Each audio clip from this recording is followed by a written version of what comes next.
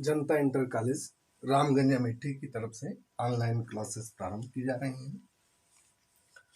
आज हम कक्षा 12 के भौतिक विज्ञान अध्याय 1 के लिए वैद्युत आवेश एवं वैद्युत क्षेत्र पर चर्चा करेंगे। तो सबसे पहले हम ये जानेंगे कि वैद्युत आवेश क्या होता है, यह कहाँ से आता है, और तब इस पर हम वैद्युत क्षेत्र पर बाद में चर्चा करेंगे। तो वैद्युत आवेश क्या है? वैद्युत आवेश एक गुण होता है, एक प्रॉपर्टी होती है, पदार्थों की एक प्रॉपर्टी होती है जिसके कारण दो वस्तुएं एक दूसरे को आकर्षित या प्रतिकर्षित करती हैं। जिस तरह से दो चुंबक एक दूसरे को आकर्षित या प्रतिकर्षित करते हैं, इसी प्रकार वैद्युत आवेश भी एक दूसरे को आकर्षित या प्रतिकर्षित करते हैं। तो वैद्युत आवेश क्या है? वैद्युत आवेश एक गुण है, वस्तुएं या पदार्थों का एक गुण है जिसके कारण दो वस्तुएं एक दूसरे को आकर्षित या प्रतिकर्षित करते हैं। कब ये आकर्षित करेंगी, कब प्रतिकर्षित करेंगी?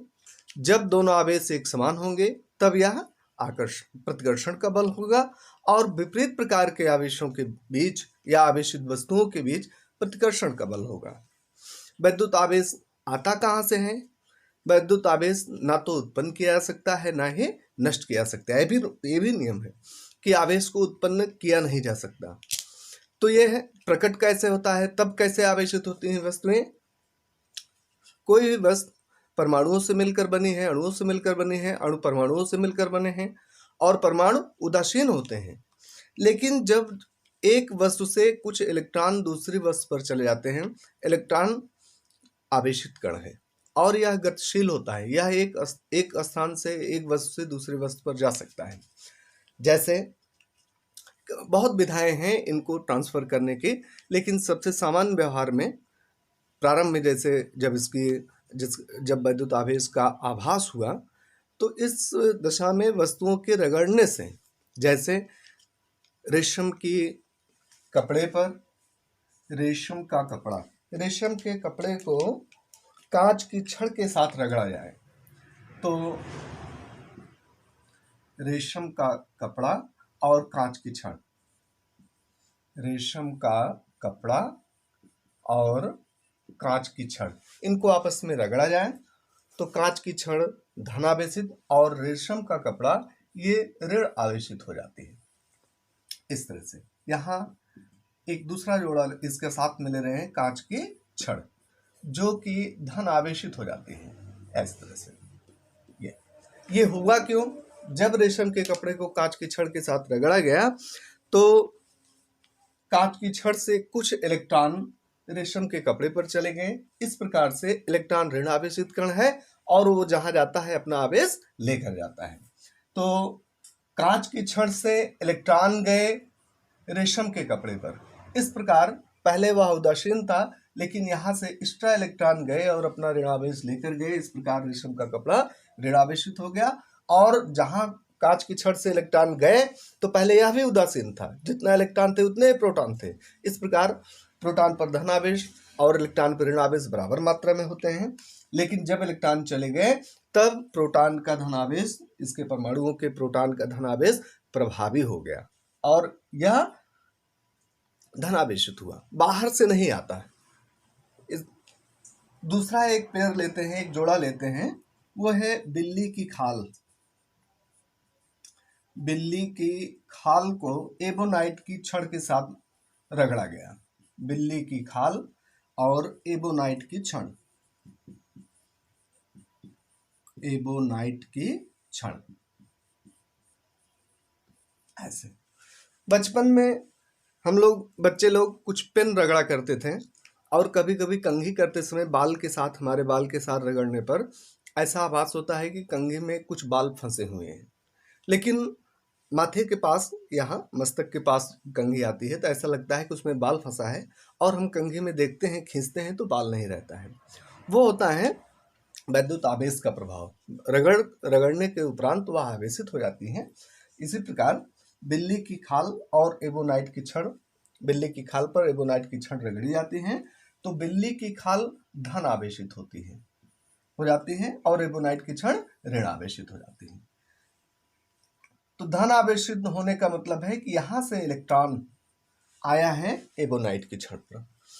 कितने इलेक्ट्रॉन आए हैं यह निर्भर करेगा कि कितना आवेश की मात्रा कितनी होगी। आवेशित होगा, लेकिन किस प्रकार का आवेशित होगा? जहां से इलेक्ट्रॉन निकलेंगे वह धन आवेशित, और जहां इलेक्ट्रॉन एक्स्ट्रा पहुंचेंगे वह वस्तु ऋण आवेशित होगी। लेकिन यह आवेश कितनी मात्रा में होगा यह निर्भर करेगा कितना इलेक्ट्रॉन निकला है।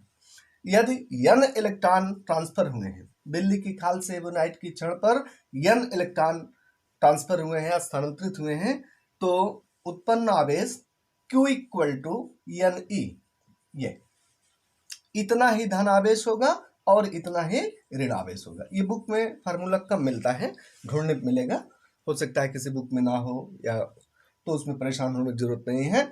n इलेक्ट्रॉन ट्रांसफर हुए हैं एक वस्तु से दूसरी वस्तु पर, इसके कारण उत्पन्न आवेश Q इक्वल टू NE, चाहे वो धन आवेश हो चाहे ऋण आवेश हो। धन आवेश होगा तब भी Q इक्वल टू NE, और ऋण आवेश होगा तब भी Q equal to NE। n electron एक वस्तु से दूसरी वस्तु पर ट्रांसफर होते हैं तो उन पर उत्पन्न आवेश Q इक्वल टू NE होता है।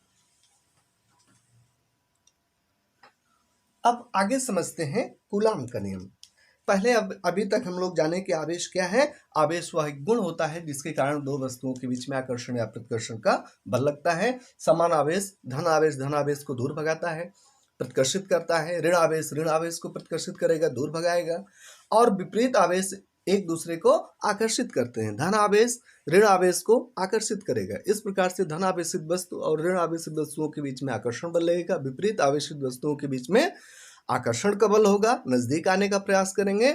और समान आवेश, चाहे वो धन हो अथवा ऋण हो, दोनों धन हो या दोनों ऋण हो, तो उनमें प्रतिकर्षण होगा, वो एक दूसरे को दूर हटाएंगे। प्रतिकर्षण बल या आकर्षण बल जो लगता है उसकी मात्रा कितनी होगी, कितना वह बल कितना शक्तिशाली होगा, यह बताता है कूलाम का नियम। कूलाम का नियम है दो स्थिर बिंदु आवेशों के बीच लगने वाला आकर्षण या प्रतिकर्षण बल अर्थात वैद्युत बल। ये बताता है, पहला आवेश हमने लिया Q1, दूसरा Q2। अगर ये धनावेशित हैं, दोनों धनावेशित हैं, तो बल दूर लगेगा, दूर भगाएंगे एक दूसरे को। अगर ये विपरीत आवेशित है, विपरीत आवेशित कण है, तो आकर्षण बल लगेगा, दोनों आकर्षित होंगे। तो मान लिया कि दो बिंदु आवेश एक दूसरे से r दूरी पर स्थित हैं।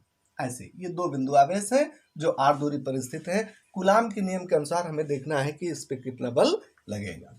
तो दो बिंदु आवेश Q1 Q2 एक दूसरे से r दूरी पर स्थित हैं, इनके बीच लगने वाला बल F समानुपाते Q1 Q2 दोनों आवेशों की मात्राओं के गुणनफल के अनुक्रमानुपाती होता है। और यही बल दोनों आवेशित कणों के दोनों आवेशों के बीच की दूरी के वर्ग के व्युत्क्रमानुपाती होगा। अर्थात दूरी बढ़ने के साथ बल कम होगा, वर्ग के अनुसार, दूरी के वर्ग के अनुसार बल कम हो जाएगा, घटेगा। दूरी बढ़ने पर बल घटता है और आवेशों की मात्रा बढ़ने पर बल बढ़ेगा, सीधा सीधा। तो ये है कूलाम का नियम। ये समानुपाती होता है, लेकिन बराबर जानने के लिए एक नियतांक लिखते हैं, F equal to small k Q1 Q2 by r square. k का मान y के लिए ये होता है